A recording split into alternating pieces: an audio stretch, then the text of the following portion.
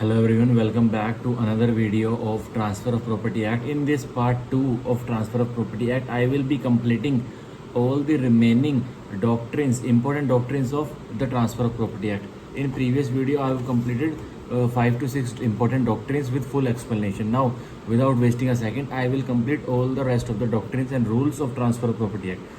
आज हम transfer of property act के जो भी इम्पोर्टेंट डॉक्ट्रिन्स हैं जो कि पेपर में आ सकते हैं, प्री में, मेंस में, जुडिशरी एग्ज़ाम की, उनके बारे में रिवीजन करेंगे। और अगर कोई आम व्यक्ति भी, कोई कॉमन व्यक्ति भी सुनना चाहता है तो वो भी सुन लेगा, ठीक है। सो अब हम पढ़ेंगे doctrine of feeding the estoppel. अब सिद्धांत किसका? फीडिंग द एस्टोपल का। Doctrine of feeding the estoppel, ये सेक्शन 43 TPA में दिया गया है। अब इसको पढ़ते हैं। एस्टोपल का मतलब क्या होता है? To stop. एस्टोपल का मतलब होता है कि रुक जाओ, स्टॉप। तो मेनली सेक्शन 115 में इंडियन एविडेंस एक्ट में एस्टोपल बताया गया है। मैं ब्रीफली एस्टोपल के बारे में बता दूँ। एस्टोपल होता क्या है? देखिए, इसमें एक व्यक्ति होता है, इसमें दो व्यक्ति होते हैं, मेनली तो दो पर्सन्स होते हैं। एक पर्सन रिप्रेजेंटेशन कर रहा है, कुछ मतलब कुछ बातें बता रहा है, कुछ बातें किससे जुड़ी हुई बता रहा है? प्रॉपर्टी से जुड़ी हुई बता रहा है। और जो जिस बंदे को, जिस व्यक्ति को वह बातें बता रहा है, वह व्यक्ति उसकी बात सुन के उन बातों पर विश्वास कर लेता है। विश्वास कर लेता है तो बोलता है कि ठीक है भाई, मैं आपकी प्रॉपर्टी खरीद लूँगा। तो एक्चुअल में, और जो व्यक्ति रिप्रेजेंटेशन कर रहा होता है वो उस प्रॉपर्टी का मालिक होता ही नहीं है। और जिस व्यक्ति को वो बात बता रहा है कि यह प्रॉपर्टी खरीद लो, यह खरीद लो, तो वह व्यक्ति उसकी बात पर विश्वास कर लेता है और अपनी लीगल कैरेक्टर को बदल लेता है। उसके साथ कोई एग्रीमेंट में आ जाता है, कोई कॉन्ट्रैक्ट में आ जाता है, जो कि कुछ है ही नहीं। सो अब क्या होगा? अब वो बोलेगा, जिस व्यक्ति को रिप्रेजेंटेशन दी गई थी कि अब अपना परफॉर्मेंस पूरा करो, अपने एग्रीमेंट को निभाओ, अपने करार को निभाओ। तो अब वो व्यक्ति जिसने रिप्रेजेंटेशन दी थी वो बोलेगा, कौन सा करार, कौन सा एग्रीमेंट, मैंने तो ऐसे ही बोला था, हवा में बोला था। नहीं। अब भाई साहब, अगर आपका लीगल जो रिलेशंस है, उसके जिसको आपने रिप्रेजेंटेशन दी थी, उसने अपनी पोजीशन अल्टर कर ली है। अपनी पोजीशन को आपकी जो बातें उसने सुनी और अपनी लीगल पोजीशन अल्टर कर ली है, तो अब आप स्टॉप्ड हो चुके हो। जिसने रिप्रेजेंटेशन दी थी उस पर अब एस्टॉपल लग चुका है। अब आप डिनाई नहीं कर सकते अपने उन फैक्ट से जो आपने बताए थे। अब आपको वह परफॉर्मेंस करके देना पड़ेगा, चाहे आप कैसे भी करके दीजिए, नहीं तो कोर्ट करवाएगा आपसे वह काम, ठीक है। तो ये बोलता है प्रिंसिपल ऑफ एस्टॉपल। ये बहुत बड़ा प्रिंसिपल, एक पूरा सिद्धांत है। ये तो मैंने छोटा सा ब्रीफ बताया था। सो ये है, ये सेक्शन 115, 116, 117 इंडियन एविडेंस एक्ट में देखने को मिलता है। और इसमें ज़रूरी क्या है भाई? देखो, एस्टॉपल कानून के विरुद्ध नहीं लगता, लॉ के विरुद्ध कभी, लॉ के अगेंस्ट कभी एस्टॉपल नहीं लगता। एस्टॉपल हमेशा लगता है कोई रिप्रेजेंटेशंस के ऊपर। और मेनली उस रिप्रेजेंटेशन से क्या हुआ है? लीगल कैरेक्टर में वो रिप्रेजेंटेशन हुआ है, कोई एरा गैरा नहीं। लीगल कैरेक्टर कुछ उत्पन्न हुआ है, कुछ लीगल कैरेक्टर क्रिएट हुआ है, तभी प्रिंसिपल ऑफ एस्टॉपल लगेगा, ठीक है। अब पढ़ेंगे हम doctrine of feeding the estoppel. इसका ट्रांसफर ऑफ प्रॉपर्टी एक्ट का मेन बहुत इंपॉर्टेंट डॉक्ट्रिन है। Doctrine of feeding the estoppel section 43 TPA में दिए गए हैं इसके प्रोविजंस। अब एस्टॉपल मतलब टू स्टॉप, किसी भी तरह से किसी को रोक देना। Requirement of estoppel, one made a representation, एक ने रिप्रेजेंटेशन दी। Second, other believed the representation to be true, जो दूसरे व्यक्ति को रिप्रेजेंटेशन दी जा रही है उसने उस रिप्रेजेंटेशन को सच माना। Such other Altered is legal position, और जो दूसरा था जिसने उसको सच माना रिप्रेजेंटेशन को, उसने अपनी लीगल पोजीशन को अल्टर कर लिया। पहले ए जगह पे था वो, अब उसने रिप्रेजेंटेशन सुनने के बाद वो सी जगह पर चला गया। तो अल्टर करी ना पोजीशन, ए की ए पे नहीं रहा, वो सी पर चला गया। तो ये बस एक एग्जाम्पल था। अब कानून क्या कहता है? The person who made representation, जिस व्यक्ति ने अब रिप्रेजेंटेशन करी थी, representator can not deny his representation. अब वह व्यक्ति जो रिप्रेजेंटेशन करने वाला था, कुछ जिसने बात बताई थी उस व्यक्ति को और वह झूठ थी, तो अब वो रिप्रेजेंटेटर डिनाई नहीं कर सकता, मना नहीं कर सकता कि मैंने रिप्रेजेंटेशन नहीं दी, ठीक है। अब ही कैन नॉट टर्न बैक, जो जिसने रिप्रेजेंटेशन दी थी अब वो पीछे नहीं मुड़ सकता, वो टर्न बैक नहीं ले सकता अपने उस रिप्रेजेंटेशन से। अब नोट पढ़ेंगे, estoppel never apply against the law. वो तो मैंने अभी बता दिया कि एस्टॉपल कभी भी कानून के विरुद्ध नहीं लगता, कानून के साथ साथ कॉम्प्लीमेंट्री लगेगा, कानून के विरुद्ध नहीं लगेगा। To be followed words written in law. Estoppel जो भी फैक्ट्स हैं, जो भी कानून, जो भी लॉ लिखा हुआ है हमारे लेजिस्लेचर ने, जो लॉ में लिखा हुआ है वो तो मानना ही पड़ेगा। एस्टॉपल कानून के विरुद्ध नहीं लगता, ये प्री का बहुत इंपॉर्टेंट क्वेश्चन है, ठीक है। अब एक एग्जाम्पल पढ़ेंगे। देखिए, कानून कहता है अगर हम 18 साल से कम के बालक के साथ कोई एग्रीमेंट कर लेते हैं, कोई करारनामा कर लेते हो, तो वो क्या होता है? वो शून्य होता है, वो वॉइड होता है, वॉइड एब इनिशियो, ठीक है। अब देखिए, किसी एम ने किसी एम ने जो कि माइनर था उसने एक्स को उस प्रॉपर्टी ट्रांसफ़र कर दी या फिर वादा कर दिया कि मैं तुम्हें प्रॉपर्टी ट्रांसफ़र कर दूंगा, रिप्रेजेंटेशन कर दी। अब देखिए, अब यू कैन नॉट, अब क्या हुआ भाई, करारनामा करा तो अब कोई वो जो मिस्टर एक्स को एम ने माइनर ने बोला था कि मैं प्रॉपर्टी दे दूंगा, अब एक्स परफॉर्मेंस के लिए बोलेगा कि भाई तुमने वादा किया था, तुमने रिप्रेजेंटेशन की थी, तुम एग्रीमेंट में आए थे, अब पूरा करो। तो अब एम उससे एडवांस भी ले लेता है, एक्स से पैसे पूसे भी ले लेता है उस करारनामे के, उस एग्रीमेंट के एवज में। तो अब एम बोलता है मैं तो करवा ही नहीं सकता, मेरे साथ एग्रीमेंट किया हुआ तो शून्य है, जीरो है, जाओ जाके कानून पढ़ो। तो एक्स बोलता है ठीक है मैं कोर्ट से करवा लूँगा।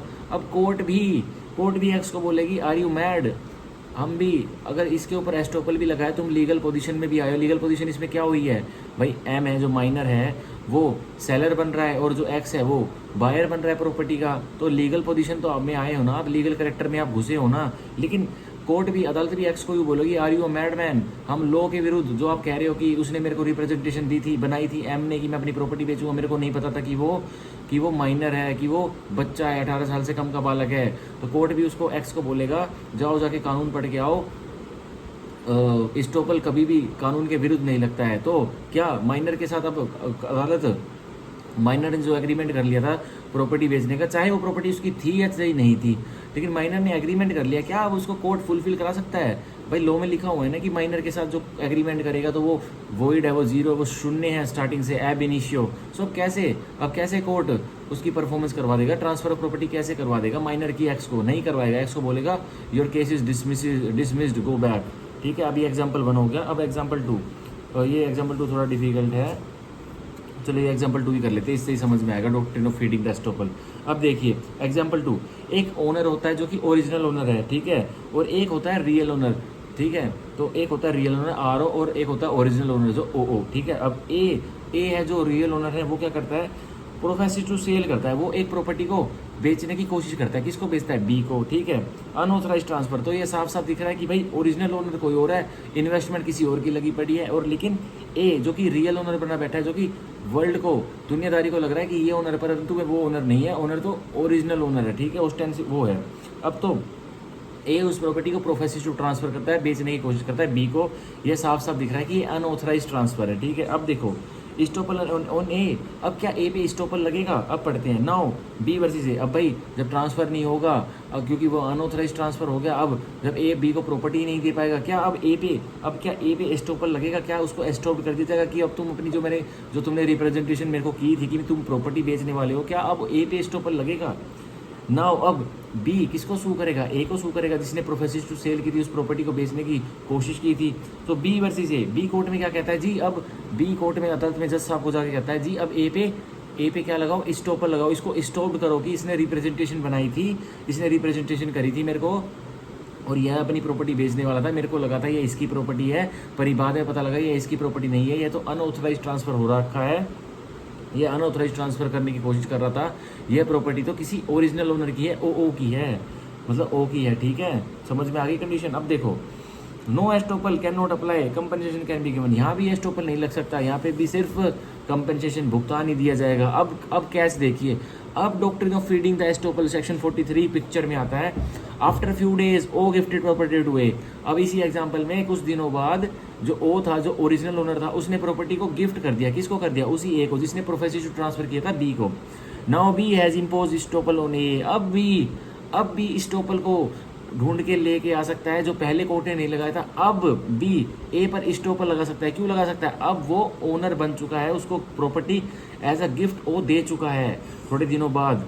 That earlier it was not imposing because property was not of A, पहले स्टॉपल क्यों नहीं लग रहा था इस पर? क्योंकि प्रॉपर्टी ए की थी नहीं, वो तो ओ की थी, वो तो ओनर की थी, बट ऑफ ए, ठीक है। But afterwards when the O gifted property, but जब बाद में ओ ने प्रॉपर्टी को गिफ्ट ही कर दिया ए को, to A, then estoppel will impose dating feeding the estoppel, तब स्टोपल लग जाएगा ए के ऊपर, और इसी को बोलते हैं doctrine of feeding the estoppel की स्टोपल भूखा मरा हुआ है, एस्टोपल की भूख शांत करवाई जाए, यही होता है doctrine of feeding the estoppel. Subsequently जो ओनर बन जाता है, पहले वो ओनर नहीं था और प्रोफेसिव ट्रांसफर कर देता है, और बाद में वह ओनर बन जाता है एज अ सेल से, एज अ गिफ्ट से। सो जो प्रायर ट्रांसफर ही था, जिसको प्रोफेसिव टू सेल हुआ था, वह अब doctrine of feeding the estoppel section 43 को लगा सकता है और उससे प्रॉपर्टी ले सकता है, उससे परफॉर्मेंस पूरी करवा सकता है। पहले वह क्यों नहीं हो रही थी? क्योंकि क्योंकि वह यूँ नहीं हो रही थी, स्टॉपल नहीं लग रहा था उसके ऊपर, ए के ऊपर क्यों नहीं लग रहा था, बिकॉज वह उसके पास कोई अथॉरिटी नहीं थी प्रोफेसी टू सेल की, कोई लीगल करेक्टर में वो आए नहीं थे। लेकिन अब लगेगा क्योंकि बाद में कुछ दिनों बाद ओ ने प्रॉपर्टी को गिफ्ट कर दिया ना ए को, और उसके पास प्रॉपर्टी अब वेस्टेड हो चुकी है, वेस्टेड राइट्स आ चुकी है उसके पास, उसके अंदर प्रॉपर्टी समा चुकी है ए के अंदर। तो इसलिए अब doctrine of feeding the estoppel section 43 picture में आ जाएगा। ठीक है, अब आया समझ में। अब क्या करेगा, क्लेमिंग इन सेक्शन 43, बी जो पार्टी है जो ट्रांसफर है वो किस में क्लेम करेगा, doctrine of feeding the estoppel section 43 में। If transferor subsequently become owner, अगर ट्रांसफरर जो ए है वो सब्सिक्वेंटली वो बाद में जाके ओनर बन जाता है, then estoppel can be imposed, अब एस्टोपल उस पर ए पर इम्पोज हो सकता है। एंड इफ एग्रीमेंट रिजाइंड, अगर बी ने अपना एग्रीमेंट रिजाइन कर दिया था, कैंसिल करा दिया था, then no feeding the estoppel will take place, तब कोई फीडिंग द एस्टोपल की बात नहीं उठेगी। अगर बी ने वो एग्रीमेंट ही, वो कथन ही, वो सॉरी करारनामा ही रिजाइन कर दिया है, कैंसिल कर दिया है, मतलब अलट पलट कर दिया है, मतलब अब वो परफॉर्मेंस नहीं हो सकती, तो परफॉर्मेंस ही नहीं हो सकती, तो doctrine of feeding the estoppel का क्या मतलब है, सेक्शन 43 पिक्चर में नहीं आएगा। ठीक है, अब ये देखिए, अभी हमारा सेक्शन 43 पूरा था। अब सेक्शन 43 का पार्ट 2, अब सेक्शन 43 ऑफ टीपीए का पैरा 2 ही हम पढ़ेंगे। अब ये is an exception to section 48, ये सेक्शन 43 पैरा 2 एक्सेप्शन है किसकी, सेक्शन 48 की, जो कि हमें क्या बताता है,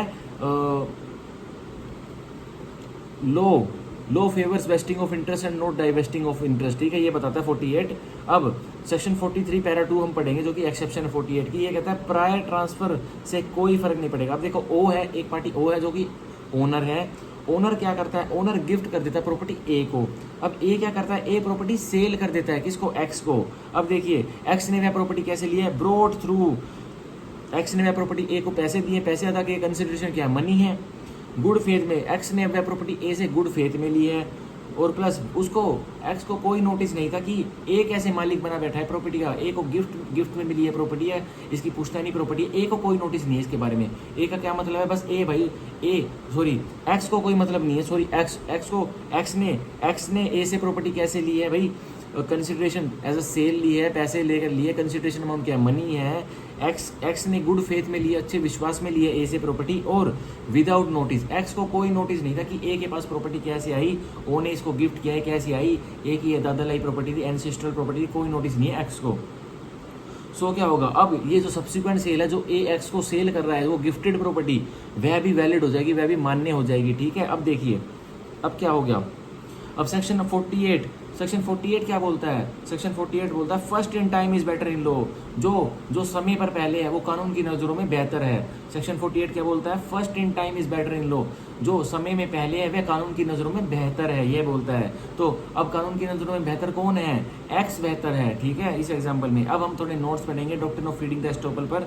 section 43 provides for the doctrine of feeding the estoppel, section 43 TPA provide करता है doctrine of feeding the estoppel, wherein if an unauthorized transferor later on acquires the property, इसमें doctrine of feeding of transfer estoppel में क्या होता है, जो कोई unauthorised transferor होता है, जैसे हमारे एग्जांपल में ए था जो अनऑथराइज्ड ट्रांसफर था, जो ट्रांसफर कर रहा था पर वो अनऑथराइज्ड था, फिर वो क्या होता है, later on acquires the property, भाई ट्रांसफर उस टाइम करा था, उस टाइम तो वो अनऑथराइज था, लेकिन बाद में चलकर वो एक्वायर कर लेता उस प्रॉपर्टी में राइट्स, अधिकार।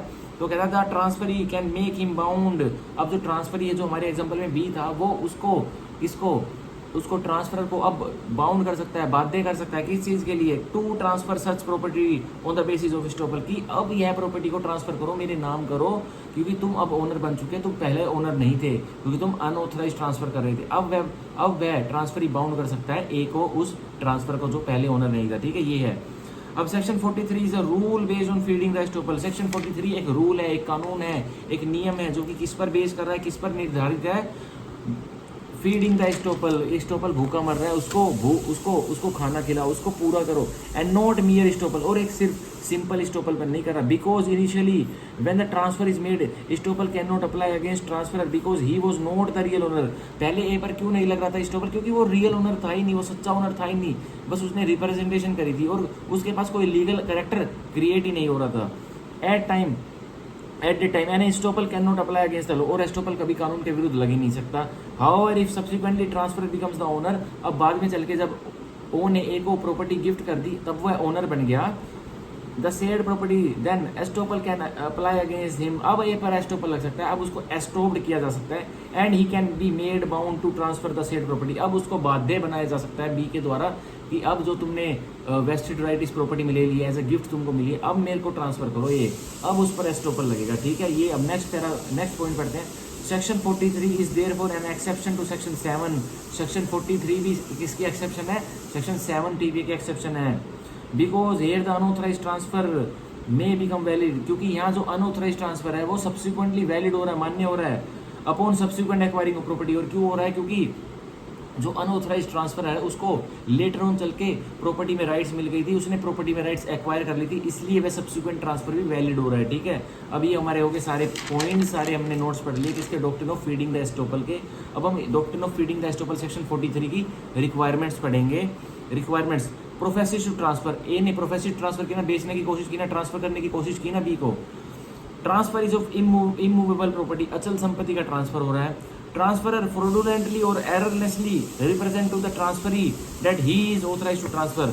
जो हमारे एग्जांपल में ए था, उसने धोखाधड़ी से और कुछ एरर करके बी को दिखाया, ट्रांसफरी को दिखाया कि वह ही ट्रांसफरर है, वह ही असली मालिक है, और असल में वह असली मालिक नहीं था। अब next point, transferor professes to transfer for consideration not applicable on gift. जो ट्रांसफर है, जो हमारे एग्जांपल में ये था, उसने कंसिडरेशन के तहत उसने सेल करने की कोशिश की, उसने कंसिडरेशन एज अ मनी या इन काइंड मनी और थिंग लेने की कोशिश की, पर जो अनऑथराइज ट्रांसफर है वो कभी भी वैलिड नहीं हो सकता गिफ्ट के केस में। अब next, transferor subsequently acquires the interest in the property. Transferor को, जो ट्रांसफर था ए था, पहले तो उसको उसके पास कोई इंटरेस्ट नहीं था, अब बाद में जाके ओनर ने ही उसको कोई इंटरेस्ट उसके फेवर में क्रिएट कर दिया, तो बाद में सब्सिक्वेंटली उसने इंटरेस्ट ले लिया ना, उसके हित में आ गया ना, तो अब क्या होगा? He acquires the interest during the subsistence existence of the transfer. और उसने इंटरेस्ट कब एक्वायर किया ट्रांसफर ने? ए ने, जबकि वह करारनामे की प्रक्रिया परफॉर्मेंस चल रही थी। मतलब उसने, जो ट्रांसफर था बी था हमारे एग्जाम्पल है, उसने कॉन्ट्रैक्ट को, एग्रीमेंट को, करार को, अनुबंध को रिसाइन नहीं किया था, कैंसिल नहीं किया था, तो वो चल ही रहा था, मतलब उसके बारे में कोई बात नहीं हो रही थी, वो चल ही रहा था। That is transfer has not yet rescinded it, कि ट्रांसफरी ने उसको रिसाइन नहीं किया था। तो अब अगर हमारे एग्जांपल में जो ए था उसको एक्वायर हो गया था बाद में सब्सिक्वेंटली वेस्टेड इंटरेस्ट उस प्रॉपर्टी में, अब उसको, जो हमारे एग्जांपल में ट्रांसफरी था बी था, अब उसको बाध्य कर सकता है, बाउंड कर सकता है कि अब मेरे नाम पे यह प्रॉपर्टी की जाए, क्योंकि अब तुमने एक्वायर कर लिया है इंटरेस्ट इस प्रॉपर्टी में। सो ये था हमारा सेक्शन 43 के थोड़े बहुत नोट्स। अब हम पढ़ेंगे कानून क्या कहता है, लॉ क्या कहता है सेक्शन 43 में, doctrine of feeding the estoppel में। Such transfer shall operate on any interest, ऐसा ट्रांसफर ऑपरेट होगा किसी भी इंटरेस्ट पर, हित पर, विच द ट्रांसफर में एक्वायर इन सच प्रॉपर्टी, जो कि ट्रांसफर एक्वायर कर लेता है वैसी प्रॉपर्टी में, एट एनी टाइम, किसी भी time, during the agreement is active, और किस टाइम वो कथन, जब वो करारनामा, वो करार चल रहा है, वो एक्टिव है, वो अभी रिजाइन नहीं हुआ है। Subsequent acquiring the property feeds the estoppel, जो हमारे एग्जांपल में ए, जो पहले ओनर नहीं था, वो प्रोफेसिव ट्रांसफर करा था, लेकिन ओ ने बाद में चलकर उसको गिफ्ट कर दी प्रॉपर्टी, तो सब्सिक्वेंटली बाद में चलकर अब ए के पास क्या आ गई? ए के पास वह प्रॉपर्टी आ तो गई, और एक्टिव, वो करारनामा जो उसने बी से कर रखा था वो भी एक्टिव में था, वो भी रिजाइन नहीं हुआ था। तो क्या होगा? अब सब्सिक्वेंट जो उसके पास प्रॉपर्टी आई है, वो एस्टोपल को, जो एस्टोपल भूखा पड़ा है, जो हंगर से मर रहा है, अब उस एस्टोपल को वह subsequent acquiring in the property, जो राइट सब्सिक्वेंटली ए ने एक्वायर किए, अब वो एस्टोपल को फीड करेंगे। अब एस्टोपल जो भूखा मरा पड़ा है उसको खाना खिलाएंगे, कि अब एस्टोपल को खुराक मिलेगी, कि अब उसको प्रॉपर्टी मिलेगी on the basis of estoppel, जिसको बी को on the basis of doctrine of feeding of estoppel. Now on the basis of estoppel, अब सिर्फ किस आधार पे? एस्टोपल के आधार पर। Transferee can claim performance of contract, अब ट्रांसफरी जो बी था वो क्लेम कर सकता है कि क्या अनुबंध की परफॉर्मेंस की जाए ए के द्वारा, ठीक है, और किस बेसिस पे? सिर्फ एस्टोपल के बेसिस पे। अब पॉलिसी क्या है इसके बीच में, रैशनल क्या है? लेजिस्लेचर ने यह क्यों बनाया doctrine of feeding of estoppel? Section 43 point number 1, law favours vesting of interest and not divesting. हमेशा कानून क्या करता है? फेवर करता है, क्या करता है? सम्मान करता है किसका? कि प्रॉपर्टी के हित को, जो हित है वो वेस्ट हो, किसी में समा जाए, ना कि असमा जाए, डाइवेस्टिंग ना हो।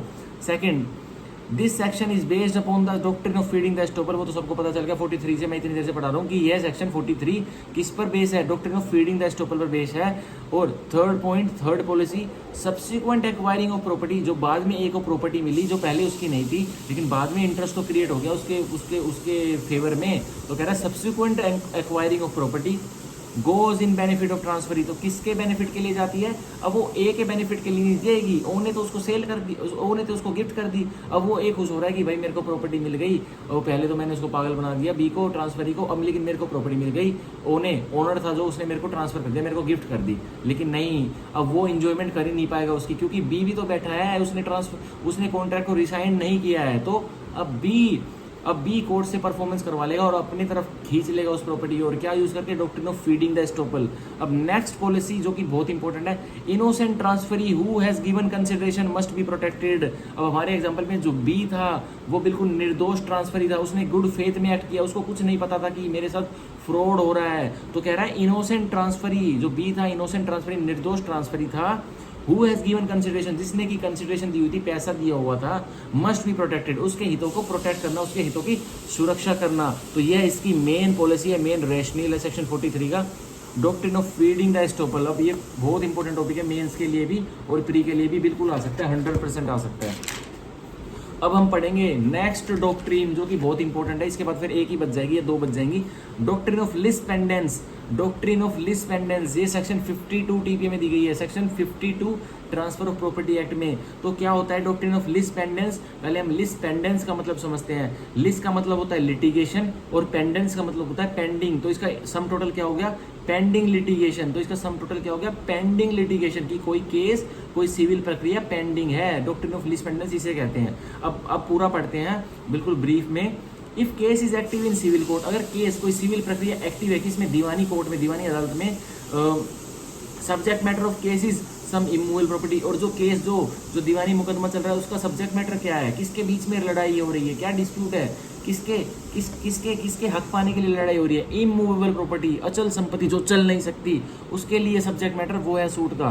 During the proceeding no one can transfer property, general rule क्या है, जब वह सिविल प्रक्रिया चल रही है तो कोई भी उस इमूवेबल प्रॉपर्टी को, अचल संपत्ति को ट्रांसफर नहीं कर सकता एक व्यक्ति से दूसरे व्यक्ति के पास, उसका इंटरेस्ट वेस्ट नहीं करवा सकता, यह जनरल रूल है, पर इसकी एक्सेप्शन आप पढ़ेंगे। देखिए एग्जाम्पल करते हैं, ए ने प्रॉपर्टी सेल कर दी एक्स को, ठीक है, ड्यूरिंग लिस पेंडेंट स्टेज, और कब सेल कर दी एक्स को, कि जब उस प्रॉपर्टी के उस सब्जेक्ट मैटर, जो सेल की सब्जेक्ट मैटर थी, उसी के एवज में कोई सिविल प्रक्रिया पेंडिंग है किसी अदालत में, और ए ने तब उस प्रॉपर्टी को एक्स को सेल किया, तो क्या होगा, अब इसी के रूल पढ़ेंगे। अब देखिए ट्रांसफरी जो एक्स है, जो ट्रांसफरी है, जो इस प्रॉपर्टी को लेने वाला था, जो एक्स है, X will get contingent interest, sale तो हो जाएगी लेकिन एक्स को क्या मिलेगा, कंटिंजेंट इंटरेस्ट मिलेगा, कि उसको अभी प्रॉपर्टी मिली नहीं है, वेस्ट नहीं हुई है, बस उसको कंटिंजेंट इंटरेस्ट मिलेगा। और कंटिंजेंसी क्या रहेगी कि भाई केस में अगर ए जीतता है तो ही उसका वेस्टिंग ऑफ इंटरेस्ट सक्सेसफुल होगा, तभी उसको प्रॉपर्टी मिलेगी, अगर ए हार जाता है तो उसका कंटिंजेंट इंटरेस्ट फेल हो जाएगा, विफल हो जाएगा। तो हम नोट्स पढ़ते हैं, सब्जेक्ट टू कंडीशन डैट, कि क्या शर्त है उस ट्रांसफर की, judgement will be pass in favour of A, जो निर्णय होगा उस केस का जो पहले सिविल कोर्ट में चल रहा है वो किसके पक्ष में पास होगा, ए के पक्ष में पास होगा। अब हम थोड़े बहुत नोट्स पढ़ लेते हैं section 52 doctrine of lis pendens को लेकर। Section 52 lays down the rules regarding the doctrine of lis pendens, वही सेक्शन 52 क्या नियम ले डाउन करता है, और किसके regarding, doctrine of lis pendens के regarding, that is pending litigation, ठीक है, in order to protect the interest of winning parties, और सिर्फ क्या मकसद है कि भाई हितों की रक्षा करनी, किसके हितों की रक्षा करनी, जो पार्टी जीतने वाली है केसेस में in proceeding. The rule under section 52 is created as per which an immovable property upon which a litigation is pending, और यह रूल बनाया गया है सेक्शन 52 के अंतर्गत कि जो कोई इमूवेबल प्रॉपर्टी है, जो सब्जेक्ट मैटर एक सिविल प्रक्रिया के सूट का, एक केस का जिसके विरुद्ध कोई दावा चल रहा है, When a litigation is pending, no party to the litigation can transfer it, तो कोई पार्टी, कोई भी दल जिनके बीच में सिविल प्रक्रिया चल रही है, सिविल सूट चल रहा है, उस प्रॉपर्टी को जो सब्जेक्ट मैटर है उनके सिविल सूट का, उसको ट्रांसफर नहीं कर सकते, जैसे कि हमारे एग्जांपल में ए ने एक्स को किया, ठीक है। अब देखिए, this is for the reason that the winning party must enjoy the fruits of the judgment, सिर्फ इसका कारण क्यों ऐसा नहीं करने, ऐसा रोकने से कर रहे हैं ट्रांसफर सूट के बीच में, क्योंकि भाई केस के जीतने के बाद जो विनिंग पार्टी होगी, जो जीतने वाली पार्टी होगी, अगर किसी उसी लूजिंग पार्टी ने उसका पहले ही ट्रांसफर कर दिया, तो विनिंग पार्टी को जो जजमेंट है, जो कोर्ट निर्णय देगा, उसके फ्रूट्स, उसके फल चखने को कैसे मिलेंगे? वह तो बिल्कुल ही अब यूजलेस हो जाएगा। पहले तो केस चला है, लेकिन केस के दौरान ही पता लगा कि जो लूजिंग पार्टी है, जो बाद में निर्णय के बाद आने पता लगा कि लूजिंग पार्टी प्रॉपर्टी को पहले ही ट्रांसफर करी बैठी है। तो अब क्या होगा? जो विनिंग पार्टी है, क्या उसने निर्णय, जो उसके पक्ष में निर्णय आया, क्या उसने फ्रूट्स, जो उसको फल मिलने थे, क्या उसको वो फल मिल पाए? उसने वो फल चखे? बिल्कुल नहीं चखे। तो इसीलिए section 52 doctrine of lis pendens बनाया गया था। अब इसका नेक्स्ट पॉइंट पढ़ते हैं।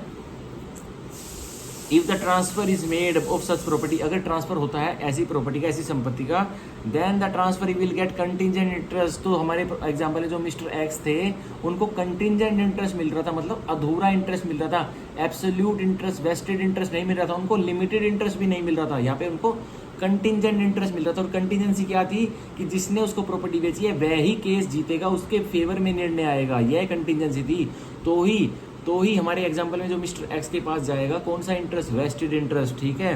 The contingency will be winning of the case. और कंटिजेंसी क्या रहेगी? कि सिविल प्रक्रिया का जो चल रहा है, उस सब्जेक्ट मैटर, उस इमूवेबल प्रॉपर्टी के ऊपर केस का जीतना, और किसके द्वारा? जो उसको ट्रांसफर कर रहा है, उस व्यक्ति का, ठीक है, by the transferor. If the transferor wins, अगर तो ट्रांसफरर जीत जाता है, contingent interest of transfer will convert into vested interest. तो कंटिजेंट इंटरेस्ट जो मिस्टर एक्स को मिला था, वो किस में कन्वर्ट हो जाएगा? बदल जाएगा वेस्टेड इंटरेस्ट में। पूर्ण तरह से प्रॉपर्टी अब समा जाएगी, ये होता है vested interest. But if he lose, अगर ट्रांसफर जो मिस्टर ए था हमारे एग्जांपल में, अगर वो हार जाता है, तो केस क्या होगा? His contingent interest will fail. तब एक्स का कंटिजेंट इंटरेस्ट विफल हो जाएगा, फेल हो जाएगा। तो यही डॉक्ट्रिन ऑफ लीस्ट पेंडेंस है, सेक्शन 52, बहुत इंपॉर्टेंट सेक्शन है, बहुत इंपॉर्टेंट सेक्शन है। अब इसका एक केस लो पढ़ लेते हैं, जो कि क्या है? It was held in Padmaju versus Sanjeev. एक केस लो है Padmaju versus Sanjeev, section 52 TPS से related. Padmaju versus Sanjeev 2007 Kerala high court. इसमें क्या कहा गया था? That the transfer of such property, की ऐसी प्रॉपर्टी का ट्रांसफर जो कि सब्जेक्ट मैटर एक सूट का, एक सिविल सूट का, और उसका ही ट्रांसफर हो रहा है। That the transfer of such property is not invalid, बिल्कुल भी इनवैलिड नहीं है, गैर कानूनी नहीं है, अमान्य नहीं है। But is subservient to the rights of the parties. But क्या है? सबसर्विएंट है किसके? पार्टीज के अधिकारों पर, दलों के अधिकारों पर। और किसके दलों के अधिकारों पर? जो कि ट्रांसफर के दल हैं, जो कि ट्रांसफर की पार्टीज। हमारे एग्जाम्पल में ए और एक्स थे। अंडर द डिग्री और ऑर्डर विच में भी पास इन सूट, ठीक है, जो सूट में पास होगी उसके ऊपर वो टिके हुए हैं, उनकी राइट सबसर्विएंट है, जो कि मैंने अभी पीछे सारा बताया भी था। अब देखते हैं हम इसकी रिक्वायरमेंट्स क्या है। डॉक्ट्रिन ऑफ लीस्ट पेंडेंस की अब जरूरतें पढ़ लेते हैं कि कानून इसकी ज़रूरतें क्या मांगता है, कि कैसे होगा, नहीं होगा ट्रांसफर, और होगा भी तो क्या प्रक्रिया है। Requirements 1, during pendency of litigation, pending litigation एक सिविल प्रक्रिया पेंडिंग है। डैट मीन्स द सूट और proceeding is pending before the court. इसका मतलब यह है कि एक सूट या कोई अन्य प्रक्रिया पेंडिंग है किसी अदालत के सामने। अन्य प्रक्रिया से क्या मतलब है? कोई एग्जीक्यूशन प्रोसीडिंग, कोई अपील प्रोसीडिंग, तो इसमें आ जाती है, ठीक है। A suit is said to be pending from the date of institution. तो सूट माना जाएगा जब से पेंडिंग है, कि जब से वह दाखिल हुआ है, फ्रॉम डे 1 ऑफ उसका इंस्टीट्यूशन हुआ है, ठीक है, ऑर्डर 1 में, ऑर्डर 4 में, till the execution and decision in appeal. और कब तक पेंडिंग माना जाएगा? जब तक उसकी एग्जीक्यूशन प्रोसीडिंग चल रही है और उसकी अपील पेंडिंग है, तब तक भी माना जाएगा कि वह इंस्टीट्यूशन में है, वह पेंडिंग में है। अब second requirement, the litigation is pending in the court of competent jurisdiction. जो सिविल प्रक्रिया की लिटिगेशन है, जो केस पेंडिंग है, वो कहाँ पर पेंडिंग है?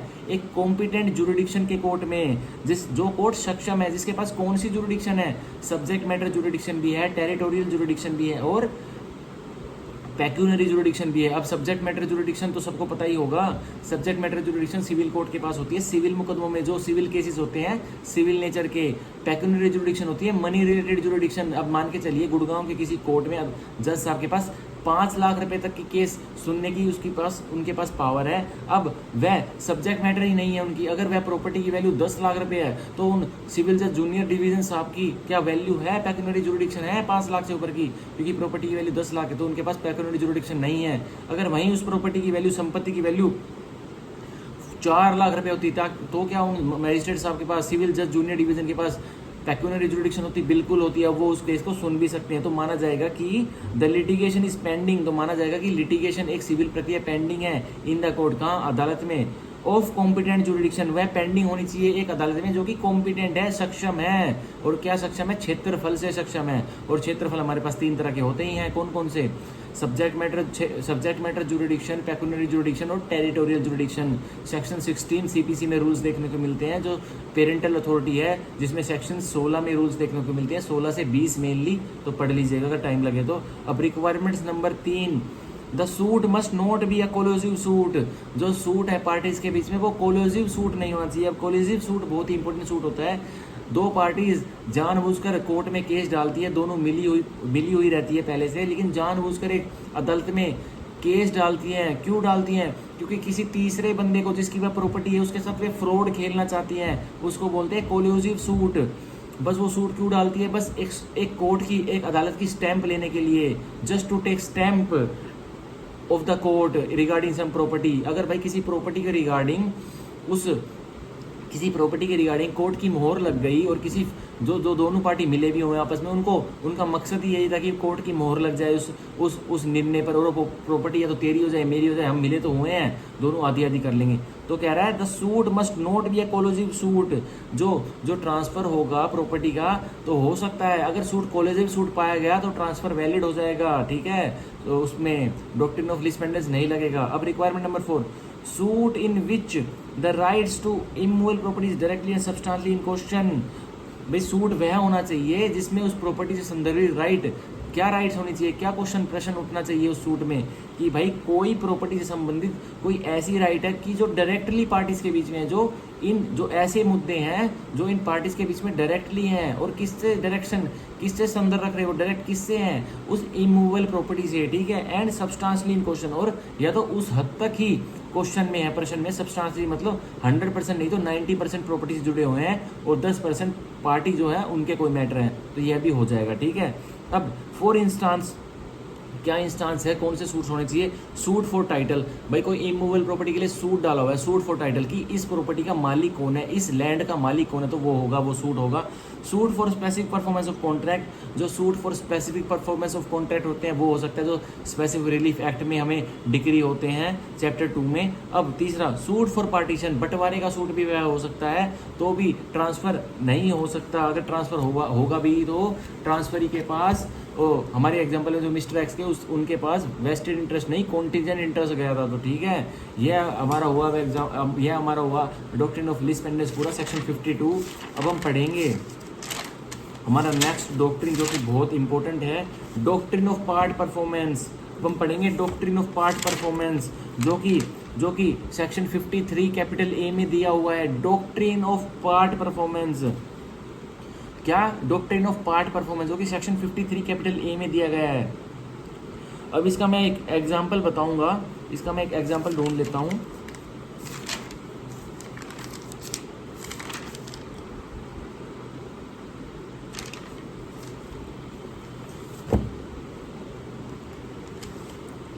इसका बहुत पहले का रूल है ये डॉक्ट्रिन ऑफ पार्ट परफॉर्मेंस का, इसका सीधा नोट्स पढ़ते हैं, एग्जांपल तो नहीं मिल रहा मेरे को, पीछे होगा कहीं।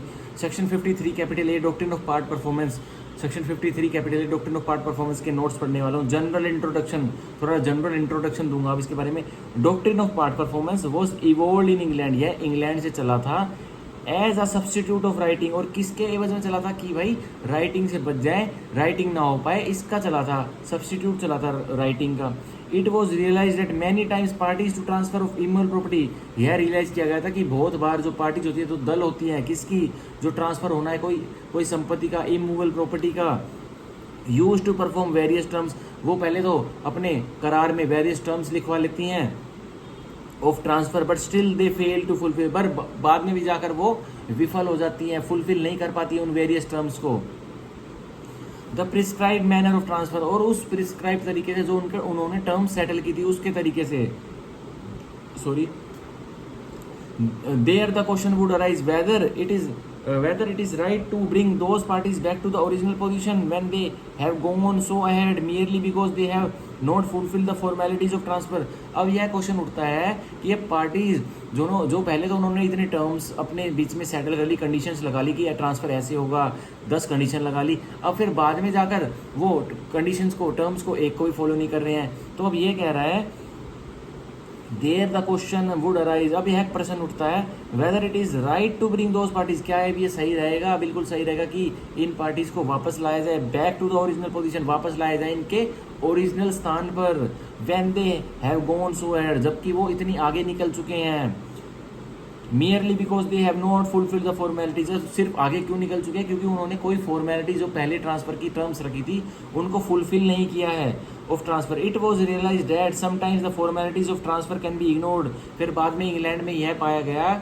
हमारे लॉर्ड्स ने यह पाया गया कि समटाइम्स बहुत समय जो फॉर्मेलिटीज़ है ट्रांसफ़र की, जो टर्म्स हैं जो इतनी सारी रखे जाते हैं at a time of transfer, उसको कुछ समय के लिए इग्नोर कर देना चाहिए, नज़रअंदाज कर देना चाहिए, in order to do equity and justice with the parties, और सिर्फ क्या करने के लिए, दलों के साथ, जो ट्रांसफ़र के दल हैं, पार्टीज़ हैं, इनके साथ इक्विटी एंड जस्टिस करने के लिए।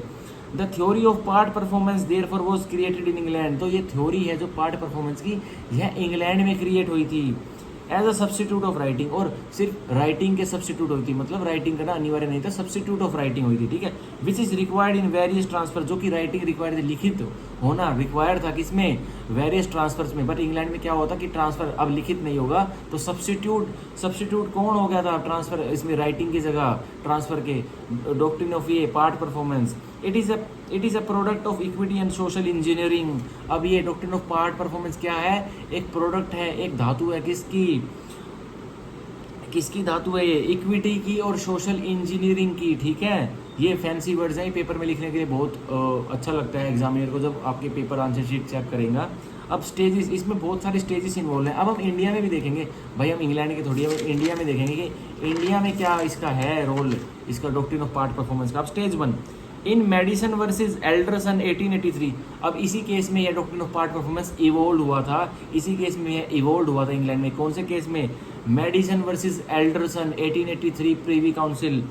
Doctrine of part performance was evolved as a substitute of writing, doctrine of part performance evolve हुआ था किसकी तरह, सब्स्टिट्यूट ऑफ राइटिंग की जगह, and on the basis of it the transfer he can protect his possession, और इस doctrine of part performance को लगाकर जो ट्रांसफर ही था, जिसको प्रॉपर्टी ट्रांसफर की गई थी, वह अपने पोजेशन को, अपने कब्जे को प्रोटेक्ट कर सकता था, and he can also claim possession if the possession is not given, अब वो पोजेशन भी क्लेम कर सकता है कौन, जो ट्रांसफर ही था, एक प्रॉपर्टी जो ट्रांसफर हुई थी, अगर उसको कब्जा नहीं मिला है तो वो अपना कब्जा भी क्लेम कर सकता था कि जिससे ट्रांसफर से कि मेरे को कब्जा नहीं मिला है, not given, this means it is both shield and sword. तो पहले ये पाया गया था कि ये डॉक्ट्रिन ऑफ पार्ट परफॉर्मेंस, इसमें मेडिसन वर्सेस एल्डरसन में, कि doctrine of part performance shield भी है, कवच भी है, और तलवार भी है, स्वॉर्ड भी है, ठीक है। अब स्टेज 2 हम देखते हैं, इन इंडिया, भारतवर्ष में, the problem arose due to the passing of the above judgment, बहुत सारी प्रॉब्लम्स आई, बहुत सारी कठिनाइयाँ अराइज हो गई, क्योंकि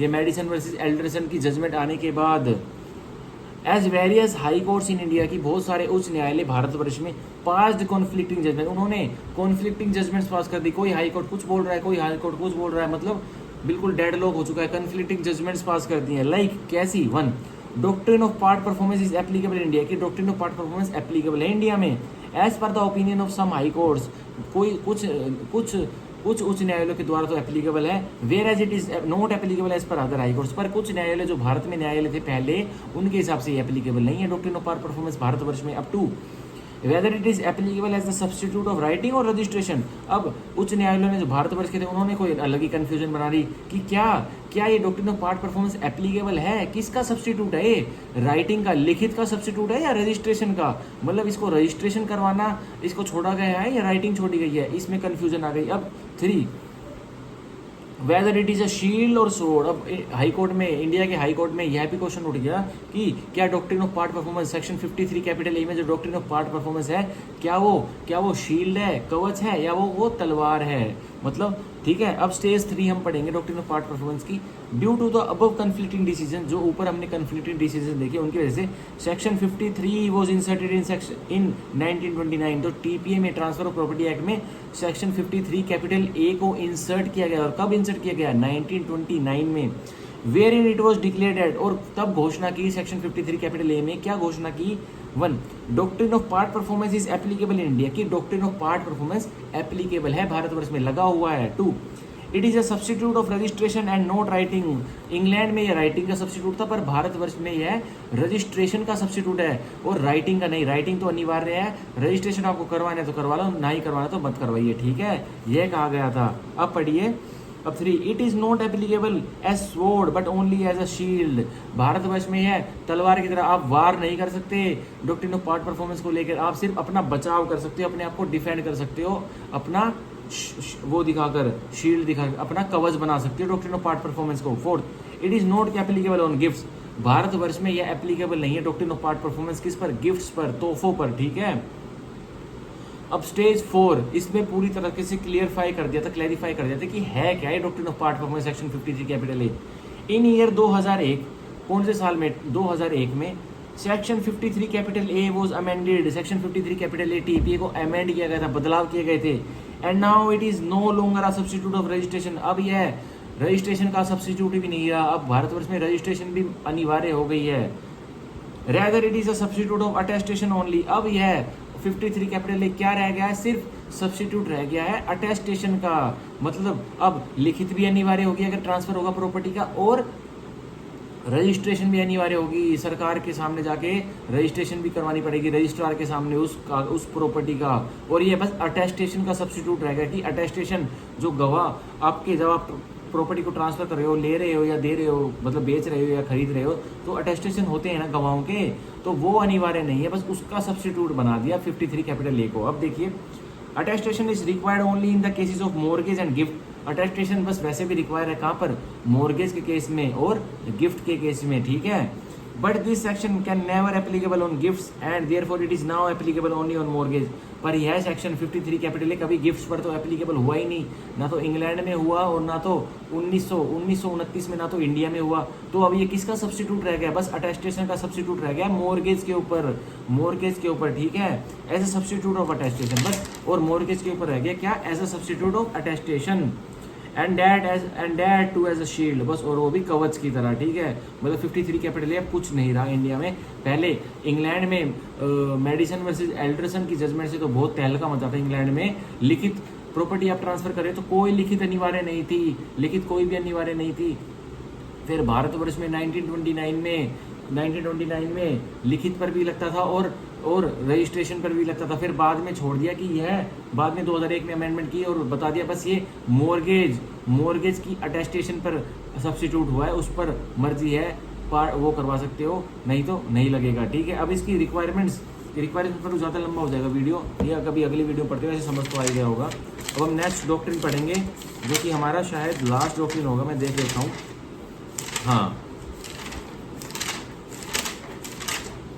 हाँ, 2 डॉक्ट्रिन रह गया अब हमारे। Doctrine of marshalling. अब हम डॉक्ट्रिन ऑफ मार्शलिंग पढ़ेंगे जो कि है डॉक्ट्रिन ऑफ मार्शलिंग सेक्शन 81 में। मार्शलिंग इन मॉर्गेज तो होता है 81 में, और मार्शलिंग इन सेल, अगर सेल हो रही है तो मार्शलिंग वहाँ कहाँ होता है 56 में। अब डॉक्ट्रिन ऑफ मार्शलिंग हम पढ़ेंगे तो doctrine of marshalling in sale और मार्शलिंग इन मॉर्गेज होता है। सेल में तो होता है सेक्शन 56 टीपीए में, और मॉर्गेज में होता है 81 में, सेक्शन 81 में, ठीक है। अब हम देखेंगे 52 को भी पहले पढ़ेंगे। देखिए ये थोड़ा टेक्निकल सा है, मैं इसका एग्जांपल थोड़ा टेक्निकल सा है क्योंकि इसमें प्रॉपर्टी शिफ्ट होती है, मार्शलिंग होती है, एक अपनी मार्शलिंग की राइट एक्सरसाइज करता है, तो इसके एग्जांपल थोड़े टेक्निकल से हम बोल के कैसे बताऊँ, मैं थोड़ी रिक्वायरमेंट्स ही बता देता हूँ, ठीक है, क्योंकि अब डॉक्ट्रिन ऑफ मार्शलिंग इंपॉर्टेंट है, तो इसके एग्जाम्पल्स अब मेरे पास व्यू करवाने के लिए अब वो नहीं है। पेन तो है, पैड भी है, लेकिन डिस्प्ले में कैसे दिखाऊँ भाई। चलो रिक्वायरमेंट्स पढ़ते हैं डॉक्ट्रिन ऑफ मार्शलिंग की। एनीवे 1, ओनर ऑफ 2 और मोर प्रॉपर्टीज। एक ओनर होना चाहिए कितनी प्रॉपर्टीज का, 2 या 2 से ज़्यादा संपत्तियों का, इमूवेबल का। 2, मॉर्गेजेस देम टू 1 पर्सन। और उन 2 या 2 से ज़्यादा प्रॉपर्टियों को किसको मॉर्गेज करता है, एक ही व्यक्ति को मॉर्गेज कर देता है। मतलब उसके पास मॉर्गेज डीड बनवा के उसके पास गिरवी रख देता है और उससे पैसे ले लेता है, ठीक है। 2 या 2 से ज़्यादा, 2 को तो करेगा मॉर्गेज, और पैसे ले लेगा किससे, मॉर्गेजी से, ठीक है। अब thereafter such owner sells the property to another. और मॉर्गेज करवाने के बाद जो व्यक्ति मॉर्गेज करवा रहा है वो किसी और को प्रॉपर्टी सेल भी करता है, गिरवी करवा दी, किसी और से पैसे ले लिए और फिर वही प्रॉपर्टी जो गिरवी करवा रखी थी वो सेल कर दी। तो first transfer is of mortgage of 2 और मोर प्रॉपर्टीज। जो पहला ट्रांसफर होगा जो मतलब जो गिरवी रखवाया गया था वो 2 या 2 से ज्यादा प्रॉपर्टीज का हुआ था जिससे पैसे लिए थे 5। Second transfer is of sale of 1 और मोर प्रॉपर्टीज। और जो दूसरे व्यक्ति को गिरवी करवाने के बाद उस व्यक्ति ने जिसकी वो प्रॉपर्टी थी उसने किसी और को वही प्रॉपर्टी जो गिरवी करवाई हुई थी उसको सेल कर दिया। तो जरूरी नहीं है दोनों को सेल कर दिया, अब जरूरी है कि एक को सेल कर दिया हो कंसिडरेशन पे। 6 transfer is same in both transfers. और जो ट्रांसफरर है जिसने गिरवी रखा था, जिसने मॉर्गेज बनवाई थी और जो बाद में उसी प्रॉपर्टी को सेल कर रहा है वो भी सेम है ट्रांसफर्स में, दोनों ट्रांसफर्स में, ठीक है।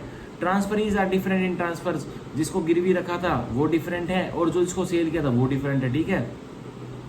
This rule is subject to contract. अब यह रूल कॉन्ट्रैक्ट जो इंडियन कॉन्ट्रैक्ट एक्ट है सेक्शन 1 से लेकर 75 तक के प्रोविजन के सब्जेक्ट रहेगा, मानेगा। Next, it applies only in immovable property. अब मार्शलिंग ओनली इमूवेबल प्रॉपर्टी, अचल संपत्ति पर लग सकता है, ठीक है। अब हम कानून क्या बोलते हैं, डॉक्ट्रिन ऑफ मार्शलिंग का कानून क्या बोलता है, लॉ क्या बोलता है वो पढ़ेंगे। 1 subsequent transfer has right of marshalling. जो सब्सिक्वेंट ट्रांसफर है जिसको पहले प्रॉपर्टी गिरवी रखी गई थी उसके पास होती है right of marshalling against the prior transferee. और किसके अगेंस्ट होती है, किसके विरुद्ध होती है, जिसको प्रॉपर्टी सेल जिसने प्रॉपर्टी खरीदी है, ठीक है। पहले तो गिरवी हुई पड़ी थी प्रॉपर्टी, अब उसी जो गिरवी करवाने वाला था उसने प्रॉपर्टी को किसी और को सेल कर दिया गिरवी करवाने के बाद। तो अब जिसने प्रॉपर्टी को गिरवी रख के पैसे दिए थे अब उसके पास राइट ऑफ मार्शलिंग आ गई और किसके विरुद्ध आई है, जिसने उस प्रॉपर्टी को खरीदा है, ठीक है।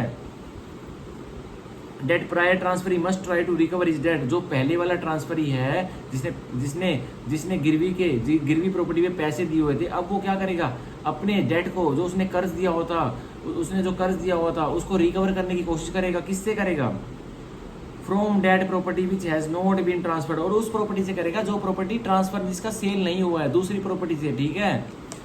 To the subsequent transfer however if he can not recover from the property. अगर वो दूसरी प्रॉपर्टी से अपने रकम अगर कम पड़ रही है, नहीं रिकवर कर पाता then he can use other property. तो वह दूसरी प्रॉपर्टी पर अपनी नजर रखेगा और जो बेची गई थी मॉर्गेज के बाद, उसको गिरवी रखने के बाद भी जो बेच दी गई थी, पहले तो दूसरी जो बेची नहीं गई थी उस संपत्ति से रिकवर करेगा। उससे पैसे उसका कर्ज पूरा नहीं होता था तो जो प्रॉपर्टी बेची गई थी अब उससे रिकवर करेगा अपने कर्ज, अपना डेट जो उसने दिया था गिरवी करने के एवज में। अब because of the rule of priority under section 48 और किसके रूल के अंतर्गत करेगा वो अपना debt recover, priority, rule of priority 48 section में दिया हुआ है टीपीए में, रूल ऑफ प्रायोरिटी, ठीक है। कि first in time is better in law, कि जो कानून में पहले है वो कानून की नजरों में बेहतर है। First in time is better in law, section 48। अब पढ़ेंगे हम थोड़े बहुत सेक्शन 81 के नोट्स पढ़ लें, चलो पढ़ लेते थोड़ी सी हैं, फिर हम डॉक्ट्रिन ऑफ कंट्रीब्यूशन करके खत्म करेंगे। दोनों हमारे पार्ट 2 में दोनों टॉपिक हो जाएंगे। अब देखिए सेक्शन 81 के notes. In section 81 all the above requirements remain the same. जो ऊपर वाली रिक्वायरमेंट है जो वो सेम रहेंगी। The only difference is that the subsequent transfer is of mortgage and not of sale. बस यह डिफरेंस पैदा हो जाएगा इसमें 81 में। अभी तो हमने 56 के सारी रिक्वायरमेंट पढ़ी जो मैंने ऊपर भी बताई, और अब 81 में मॉर्गेज की रिक्वायरमेंट पढ़ रहे हैं। तो कह रहा है बस क्या डिफरेंस है, ऊपर के सारे रूल्स तो सेम रहेंगे बट लेकिन जो सब्सिक्वेंट ट्रांसफर होगा, जो प्रॉपर्टी बाद में दी जाएगी वो मॉर्गेज की होगी तो उसको भी मॉर्गेज कर दिया जाएगा। पहले तो एक व्यक्ति ने अपनी 2 प्रॉपर्टी एक को गिरवी रखवा दी, फिर बाद में उन्हीं में से एक प्रॉपर्टी किसी दूसरे बंदे को गिरवी रखा दी, तो अब 81 लगेगा, इस केस में 81 लगेगा। अब क्या हुआ, पॉलिसी ऑफ, अब हम पढ़ेंगे रैशनल पॉलिसी क्या है, किसकी है, सेक्शन 56 की, 56 की और 81 की अब हम पढ़ेंगे, ठीक है। अब it was held in Aldrich versus Cooper, यह हेल्ड हुआ था, किसमें हुआ था, केस लो है बहुत ही पुराना, Aldrich versus Cooper, that if a creditor has 2 funds, कि जो क्रेडिटर है, जो देनदार है, उसके पास 2 फंड्स हैं, मतलब उसके पास 2 सोर्सेज है पैसा वापस लेने के, फॉर सेटिस्फैक्शन ऑफ डेट, की वो अपने कर्ज जो उसने दे रखा है उसका सेटिस्फैक्शन कर सके। He should claim satisfaction from 1 fund only. तो जो क्रेडिटर है जिसने पैसे दिए हुए हैं, जिसके पास प्रॉपर्टी गिरवी रखी थी और उसने पैसे दे दिए, अब वह सेटिस्फैक्शन किससे प्राप्त करेगा, सिर्फ वह एक प्रॉपर्टी पर ही अभी नजर रखेगा, क्यों, and leave the other fund for another creditor, और जो दूसरा फंड है उसके पास उसको छोड़ देगा, किसके लिए, दूसरे क्रेडिटर के लिए, ठीक है। मॉर्गेज के केस में यह होता है कि वह सिर्फ अपने की नहीं लगा रहेगा, एक प्रॉपर्टी को देखेगा जिससे वह अपने कर्ज को पा सकता है, सेटिस्फैक्शन ले सकता है, और दूसरे को जो दूसरा कर्ज है भाई, दूसरे में ही तो एक को कर्ज दिया हुआ है दूसरे व्यक्ति को जो गिरवी रखवाया है, अब दूसरे के लिए दूसरी प्रॉपर्टी को छोड़ दिया कि वो भी अपने कर्ज को सेटिस्फैक्शन ले पाए, अपने कर्ज को वापस ले पाए। ये है इसकी पॉलिसी। एल्ड्रिक वर्सेस कूपर में हेल्ड हुआ था, लॉर्ड्स ने हेल्ड किया था इंग्लैंड में। अब 2, one must exercise his right in such a way, एक व्यक्ति को अपनी एक्सरसाइज इस तरह से अपनी अधिकार इस तरह से एक्सरसाइज करने चाहिए that it should not prejudice the right of other, कि दूसरे की राइट्स को वह राइट उसकी जो एक्सरसाइज कर रहा है हानि ना पहुंचाए। तो हमारे केस में अगर वह मोर्गेजी मतलब जिसके पास मोर्गेज रख के मतलब गिरवी करवा कर पैसे लिए गए थे और 2 प्रॉपर्टी उसको गिरवी करवा दी गई थी, और फिर उसी एक बंदे ने जिसकी वह 2 प्रॉपर्टी थी उसने वही प्रॉपर्टी किसी और को, थर्ड पर्सन को भी गिरवी रख दी, तो अब जो पहला मोर्गेजी है जिसने पहले पैसे दिए थे तो वो एक ही प्रॉपर्टी पर निगाह रखेगा, ना कि उस दूसरे वाले की भी। भाई तो उसके भी तो इंटरेस्ट प्रोटेक्ट होने हैं। तो ये कह रहा है one must exercise his right in such a way. अब जो हमारा जिसको पहले जिसने गिरवी रख के पैसे दिए थे उसको अपनी राइट, अपने अधिकार ऐसे एक्सरसाइज करने हैं कि वो जो दूसरे भी तो पैसे दे रहा है उस एक बंदे को, उसकी राइट को कोई फर्क ना पड़ जाए, उसकी राइट को कोई दबाया ना जाए। ये कह रहा है, ये इसका बहुत बड़ा पॉलिसी है। अब next point, Dart says the liability towards mortgagee should be thrown on that property which has not been sold. एक डार्ट है जो हमारे जूरिस्ट हैं वो कहते हैं कि जो लाइबिलिटी है वो कहाँ, वो जो लाइबिलिटी है जो मोर्गेजी भाई अपना कर्ज वसूलेगा जो उसने पैसे दिए हुए हैं गिरवी के एवज में, तो should be thrown on that property which has not been sold. तो वो कौन सी प्रॉपर्टी से वसूलेगा अपने कर्ज, जिस प्रॉपर्टी को मोर्गेजर ने बेचा नहीं, उसी प्रॉपर्टी से बदलेगा, और जो लाइबिलिटी है वो उस पर ही थ्रोन होगी। ठीक है, जो प्रॉपर्टी बेची नहीं गई है मोर्गेजर के द्वारा। तो ये हमारा हो गया भाई मोटा मोटा सेक्शन डॉक्ट्रिन ऑफ मार्शलिंग। बहुत ही इंपॉर्टेंट सेक्शन है। किसी को नोट्स चाहिए होंगे तो मेरे को ईमेल कर देना, मैं फोटो भेज दूंगा। इंपॉर्टेंट है, ये सीख जाओगे तो ट्रांसफर ऑफ प्रॉपर्टी एक्ट के उस्ताद बन जाओगे। और तो बहुत ही छोटी छोटी चीज़ें हैं, ये डॉक्ट्रिन इसी मेन है। अब डॉक्ट्रिन ऑफ कंट्रीब्यूशन, अब हम डॉक्ट्रिन ऑफ कंट्रीब्यूशन पढ़ेंगे। सेक्शन 82 में बताया हुआ डॉक्ट्रिन ऑफ कंट्रीब्यूशन, जो कि लास्ट डॉक्ट्रिन है। ठीक है, अब देखिए, contribution is further extended version of marshalling. अब ये कंट्रीब्यूशन है जो डॉक्ट्रिन, ये इसका मार्शलिंग का एक्सटेंडेड वर्जन है। मतलब मार्शलिंग अगर ये है तो कंट्रीब्यूशन इतना है। ठीक है, अब देखिए सेक्शन 82 में 2 पैराग्राफ हैं, पैरा 1 और पैरा 2। अब हम 82 पैरा 1 पढ़ेंगे पहले।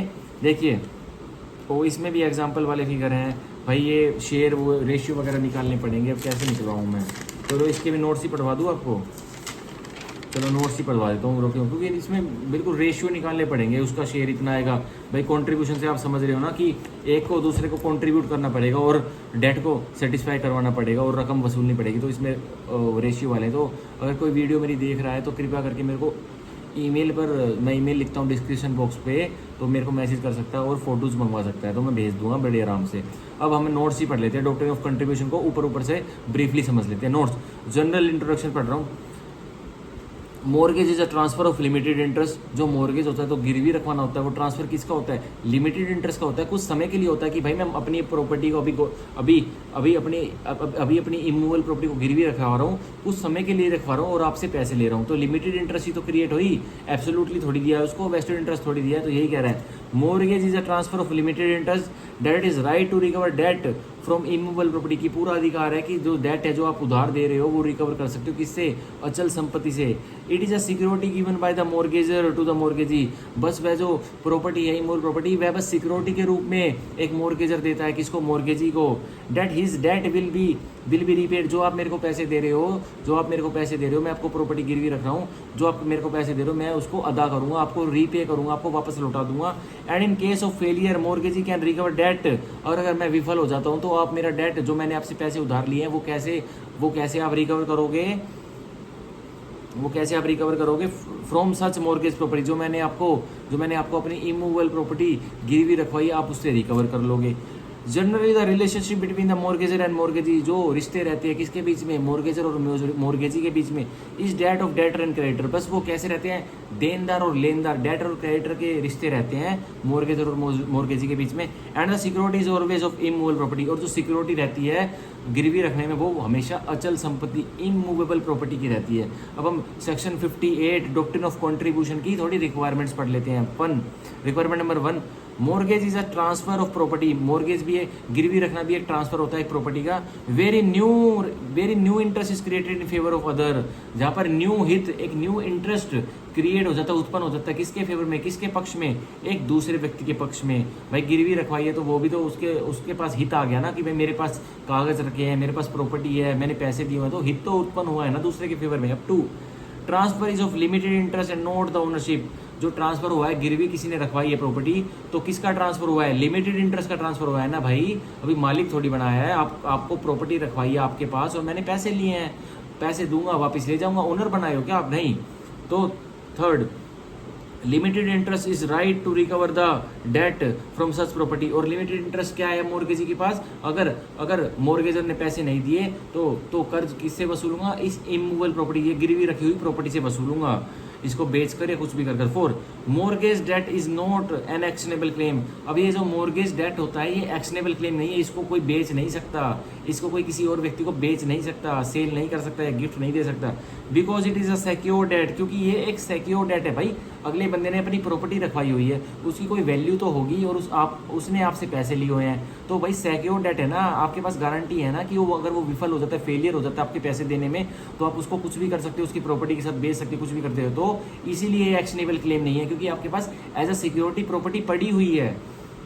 Where as actionable claim is always unsecure, और जहां बोला गया है कि जो एक्शनेबल क्लेम है वो हमेशा अनसिक्योर होता है, उसकी कोई सिक्योरिटी नहीं होती, वो अनसिक्योर होता है। Next point, next requirement, mortgage can be of immovable property only which acts as a security for loan, जो mortgage प्रॉपर्टी होती है वो हमेशा अचल संपत्ति की होती है, और वो भी immovable प्रॉपर्टी किसकी तरह एक्ट करती है, किसकी तरह रिएक्ट करती है, बस जो लोन लिया है मोर्गेजी से उसके सिक्योरिटी की तरह एक्ट करती है, कि भाई मैं आपसे लोन ले रहा हूँ और ये है लो मेरी प्रॉपर्टी के कागज, ये सिक्योरिटी रख लो, ठीक है। Next point, immovable property has to be a specific immovable property, जो मोर्गेजी को जो इमूवेबल प्रॉपर्टी गिरवी रखवा रहा है वो कोई स्पेसिफिक इमूवेबल प्रॉपर्टी होनी चाहिए, मतलब पता होना चाहिए मोर्गेजर को भी और मोर्गेजी को कि प्रॉपर्टी जो गिरवी रखवाई जा रही है वो है कहाँ, कौन से रेवेन्यू एस्टेट में पड़ती है, कौन से सेक्टर में पड़ती है, कौन सी कॉलोनी पड़ती है, वो स्पेसिफिक इमूवेबल प्रॉपर्टी होनी चाहिए। बस यूँ आप इशारे नहीं चलाओगे कि भाई हाँ वहाँ सेक्टर 5 द्वारका में है, सेक्टर 8 द्वारका में, नहीं, आप बकायदा रिकॉर्ड नंबर जो सरकारी खातों में होते हैं उसके तहत पहचान होगी, स्पेसिफिक इमूवेबल प्रॉपर्टी होनी चाहिए वो। Next point, the purpose of mortgage is securing payment, बस जो पर्पस होगा गिरवी रखने का वो क्या होगा कि मोर्गेजी को पेमेंट सिक्योर हो जाए, कि भाई उसके पैसे डूबे ना, पेमेंट ऑफ मनी और परफॉर्मेंस ऑफ प्रोमिस, या कोई वादा हुआ है मोर्गेजर ने मोर्गेजी को कोई वादा किया है तो उसकी भी कोई सिक्योरिटी रहे।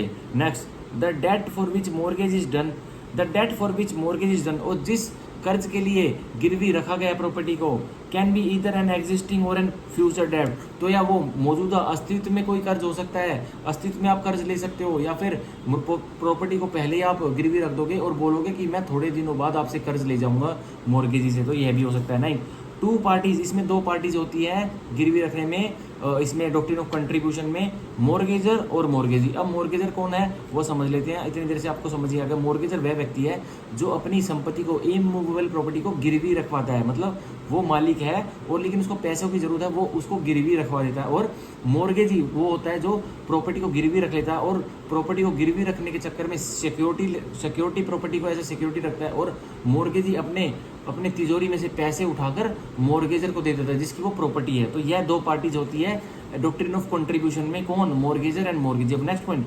Relationship between the parties is debt of debtor and creditor, वही क्या रिश्ते रहते हैं इनके बीच में, मोर्गेजर और मोर्गेजी के बीच में, वही देनदार और लेनदार की जैसे। अब next, possession is with the mortgagor, और जो कब्जा रहता है उस इमूवेबल प्रॉपर्टी का वो अभी भी मोर्गेजर के पास है, और note depends upon the kind of mortgage, और सारा डिपेंड भी करता है कि कौन सी काइंड ऑफ मोर्गेज है। अब हमारे पास गिरवी करने के भी 6 काइंड है, ये 6 तरह की मोर्गेज होती हैं, वो आने वाली किसी वीडियो में बताऊंगा। तो ये कह रहा है कि कब्जा मोर्गेजर के पास भी हो सकता है जिसने की अपनी प्रॉपर्टी मोर्गेज गिरवी रखवाई है, या फिर किस तरह की, डिपेंड करता है कि किस तरह की मोर्गेज डीड है, गिरवी करवाने की डीड है, उस पर भी डिपेंड करता है। अब 6 तरह की मोर्गेज डीड होती है, वो अगली वीडियो में बताऊंगा जब कभी अच्छे से मोर्गेज पढ़ाऊंगा।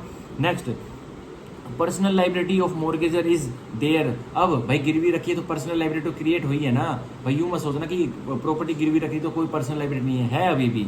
क्या करने की, पैसे रीपे करने की और अपने वादे को, प्रॉमिस को परफॉर्म करने की। और note depends upon the kind of mortgage. भाई अब बाद में बता दिया, ये छोड़ दिया कि पर्सनल लाइबिलिटी मॉर्गेजर की है या नहीं है, वो भी डिपेंड करेगा किस पे, कौन सी काइंड की मॉर्गेज है, कौन सी तरह की, कौन से टाइप की गिरवी की डीड है वो। अब लास्ट पॉइंट, लास्ट रिक्वायरमेंट क्या है डॉक्ट्रिन ऑफ कंट्रीब्यूशन की, रजिस्ट्रेशन इज रिक्वायर्ड और note depends upon the kind of mortgage. अब भाई आपने गिरवी करने की डीड बना ली है, अब उसका रजिस्ट्रेशन सरकार को, जो हमारे रजिस्ट्रार साहब होते हैं उसके पास अगर रजिस्ट्रेशन रिक्वायर्ड है या नहीं रिक्वायर्ड है, मांगता है नहीं मांगता है, वो भी किस पर डिपेंड करेगी, निर्भर करेगी कि कौन सी तरह की वह मॉर्गेज है, कौन सी तरह की गिरवी करवाने की डीड है। तो यहाँ हमारे यहाँ सारे डॉक्ट्रिन पूरे हो जाते हैं। जो मेरे जो लास्ट वाले डॉक्ट्रिन हैं उसमें मैं एग्जांपल नहीं दे पाया, लेकिन मैंने उसकी रिक्वायरमेंट्स और लॉ क्या बोलता है वो पूरी तरह से अच्छी तरह से बता देते। तो आज हमारे ये कल की वीडियो मिलाकर और आज की वीडियो मिलाकर पूरे मैंने 11 डॉक्ट्रिन्स और 2 रूल्स जो हमारे ट्रांसफर ऑफ प्रॉपर्टी एक्ट के मेन हैं उनको बिल्कुल एक्सप्लेन करके रख दिया है, जो मैंने नोट्स बनाए हुए हैं, और इससे बाहर कुछ भी नहीं आता। अगर आपकी ये कॉन्सेप्ट क्लियर है तो आपका पेपर मेंस और प्री राजस्थान का या और अदर जुडिशरी कोई भी स्टेट का क्लियर है टीपीए के लेकर। So thank you for watching the video. If you like the video, comment and like and subscribe. Thank you, bye bye.